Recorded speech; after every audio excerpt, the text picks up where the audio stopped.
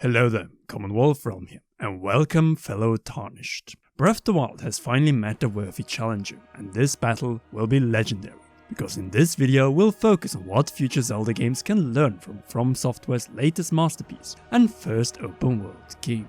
But what things in Elden Ring are better than Zelda Breath of the Wild after From Software had the open world template laid out from so many other open world games, including Breath of the Wild? Well, quite a number, since you don't end up with 96 out of 100 on Metacritic, so close to Breath of the Wild and Red Dead Redemption 2 without delivering a true masterpiece. A true 2022 masterpiece at that. So be sure to leave a like and press that subscribe button as we are pushing for 300,000 subscribers. And obviously there are things in Zelda that are better than Elden Ring, but this video isn't about that.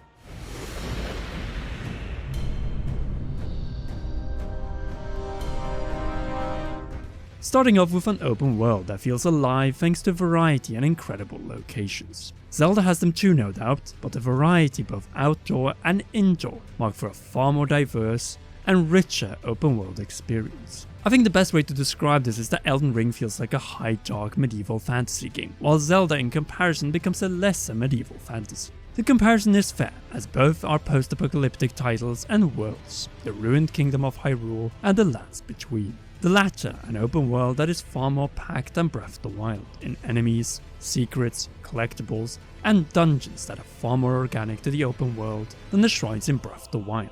They are not separate entities deep underground, but an extension of the overworld, but more on those later.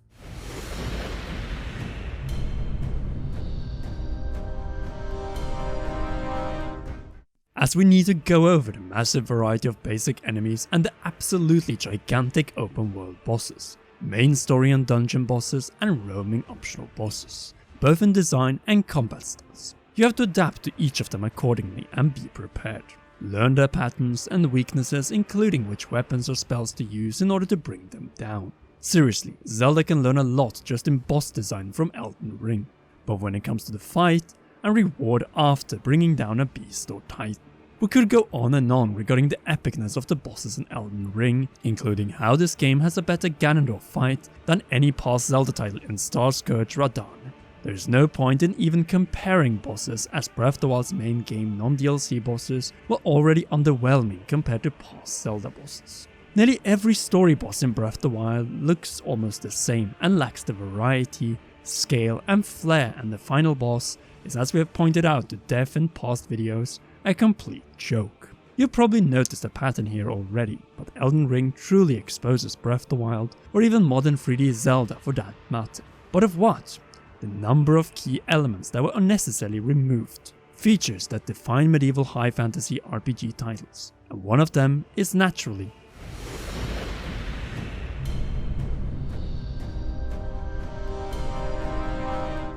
magic. And not only basic sorcery, but a way of combat that can be customized depending on the build or the style you're going for. Whether you like it up close or personal, or just want to cast spells and incantations from safety. Oh yes, and we haven't even mentioned that you get to have two different types of magic depending on what kind of build you're leaning on through your playthrough. Building intelligence points will let you use more and more powerful spells.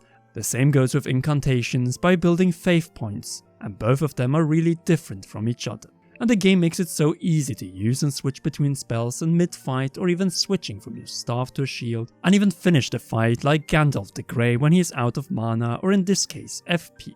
Breath of the Wild, much like all 3D Zelda games beginning from Twilight Princess, lack magic, and have put far more emphasis on melee and archery combat, which is a shame since Zelda used to implement plenty of magic related gameplay which was quite good in the first 15 years of the franchise. Simply put, what makes Elden Ring stand out from similar titles is that you don't need to be a full-fledged sorcerer to be able to wield such power. You can be a berserker through and through and just acquire a few intelligence points here and there to be able to use simple spells to thin out enemies from afar before tackling the big ones. Not only that, this can go beyond crazy builds mixing fate or intelligence with other traits, and it works just fine. Fate and intelligence which is required to pull a certain blade.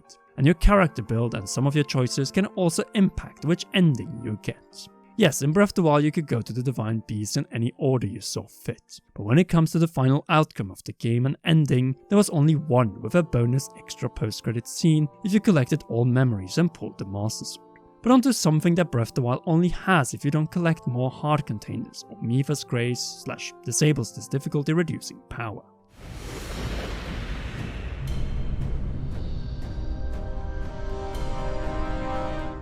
Difficulty scaling. One of the greatest aspects of Elden Ring is the feeling of growth. You face entire areas in the open world where you simply are told nope and die and have to level up and return to later on. Exploring and fighting is always rewarded with amazing gear that will turn you into a killing machine. It is all a cycle of failure and mastery that requires you to grow and adapt. Speaking of difficulty and things Zelda got rid of in his first open world game,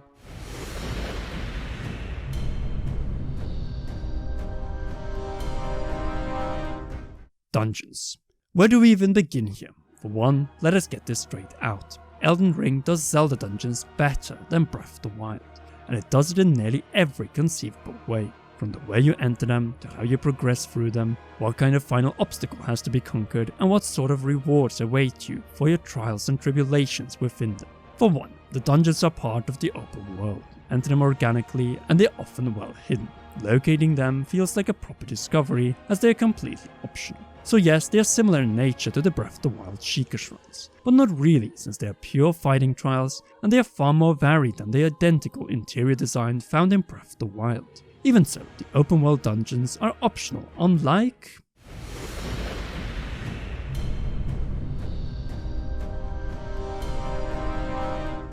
story castles and palaces. The true conflict at hand, where you as a Tarnished have to bring down the true bosses of the game in order to reach the end credits and become an Elden Lord.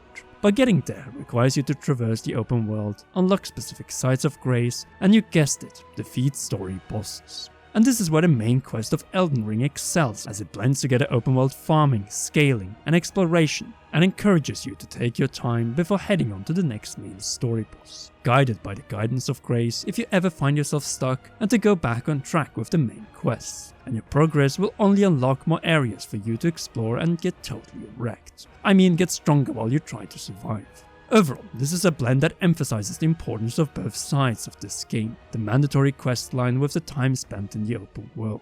The open world builds your strength, while the main story your character by testing your progression, and as a reward, unlocks new areas and bigger challenges. In Breath of the Wild, with its non-linear dungeon or identically visually themed divine beast nature, all challenges are more or less on the same difficulty level. Also, they were underwhelming compared to past Zelda dungeons. Now over to something else that was underwhelming in Breath of the Wild.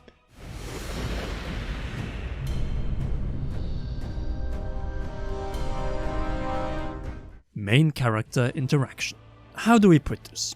All your voice acted friends of the past in Breath of the Wild are only interacted with through voice guidance, post-fight cutscenes or memories, including Princess Zelda. Seriously, the main character interaction in Breath of the Wild was a massive mess, not even counting the varying voice acting quality due to lack of direction, and Elden Ring exposes it to such a degree.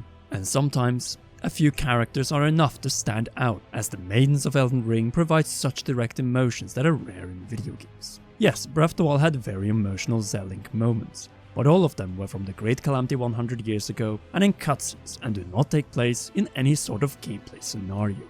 And the first maiden you encounter in Elden Ring is not alone, as you can get hugs from multiple NPCs, and it even impacts your stats in order to incentivize you to use the gift you receive from them. There's not a single gameplay moment like this in Breath of the Wild, which brings us to a last argument of what Elden Ring does better than Zelda.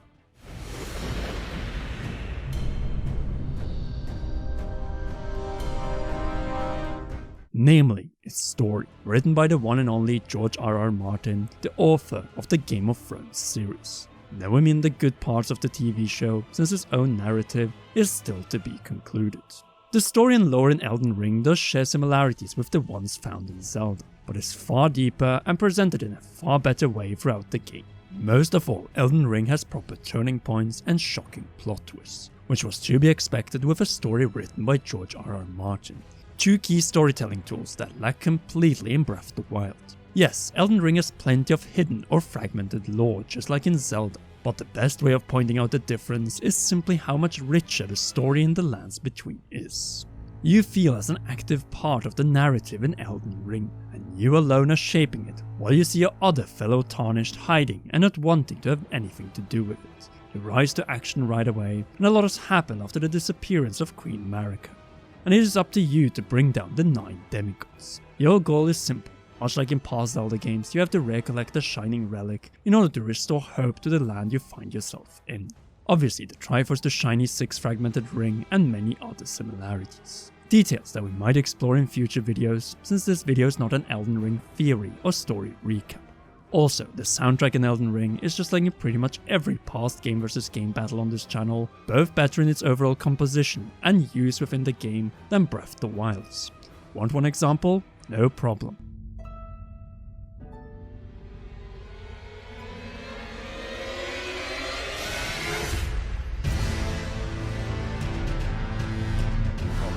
The title and main menu screen with music, which completely lacks in Breath of the Wild.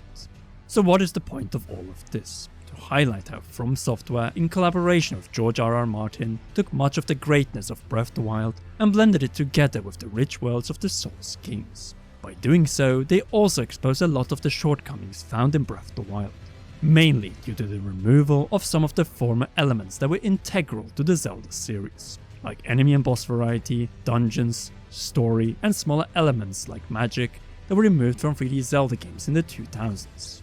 All fragments of the Zelda franchise of the past, but which currently have an uncertain future. From Software, unlike the Zelda team, took everything great from the past titles and don't throw the best mechanics or features away, but builds upon them.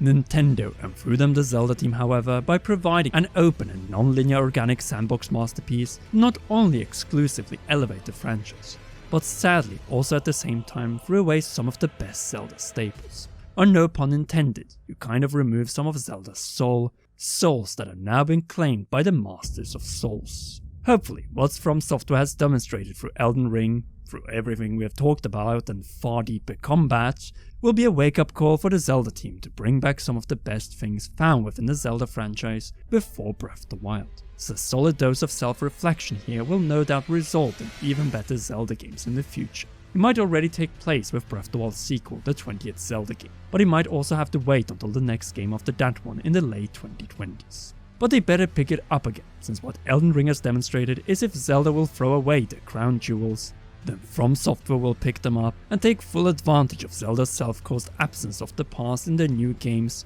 when they challenge some wrong conventions. Primarily dungeons, which were great as they were and should not have been messed with, but evolved in the first place. Now, do you think Elden Ring, with everything from its deep combat, story, better dungeons than in Breath of the Wild, and so on, should serve as a wake-up call for the Zelda team if the feedback from Zelda fans wasn't enough to reconsider bringing back some of the necessarily cut staples of the Zelda series? Sound off in the comment section down below.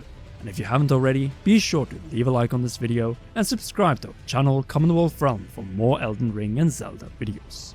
Plus press that notification bell to not miss any upcoming videos. Last but definitely not least, a big thanks goes to all our patreon.com/commonrealm patrons, and in particular to roller producer Charles Shesh. You rock, and please enjoy one or both of these two awesome videos.